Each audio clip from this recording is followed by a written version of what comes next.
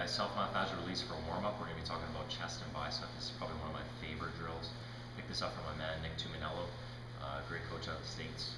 What you're going to want is you're going to need a medicine ball. Okay, you could use a basketball, you could use a volleyball, a soccer ball, as long as it's firm enough.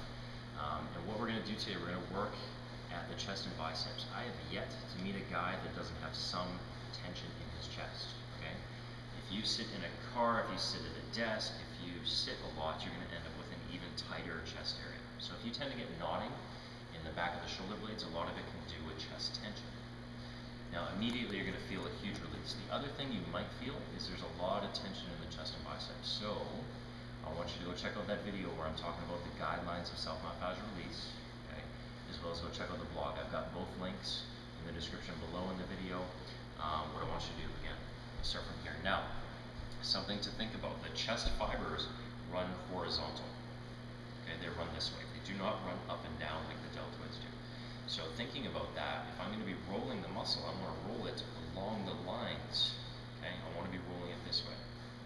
We're also going to be putting the bicep up like this. So the lineage of the bicep is now going to be in line with the chest. Okay, and this is why this exercise feels so good, or this movement, because it allows me to really open up my body. So what I'm going to do, take all of your weight, put it on your legs. Okay, I'm quite bent. I'm not over here in a quad pec position. I'm here. Okay. Now what I'm going to do is I'm going to start out in my bicep. My arm is straight but relaxed. I don't want to flex my arm. Okay. I'm going to start with some light scanning, some light rolling in the bicep. I'm also going to be changing my hand position a little bit to get either the outside portion of the bicep or the inside portion of the bicep. So I want to be able to cover both ends of the bicep.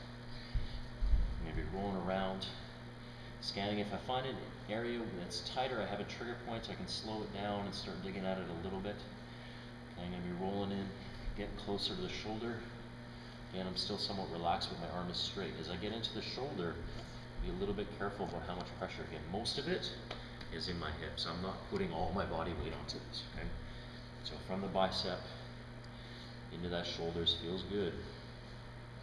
I'm just really careful with all the structures in the shoulder. Now, I'm going to start working at the chest.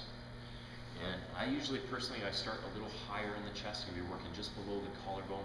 Then I'll reset myself, start in the armpit or pec minor area, and start working towards the sternum. Okay, so I'm going to be going from bicep, just underneath the collarbone, digging at the chest that way, and then starting from the armpit and creating a new line. So again, shoulder, if it's tight, I'm going to play around some mobility stuff as far as the arm and the bicep goes. Okay, I'm going to roll, and get some trigger points in the top of the chest.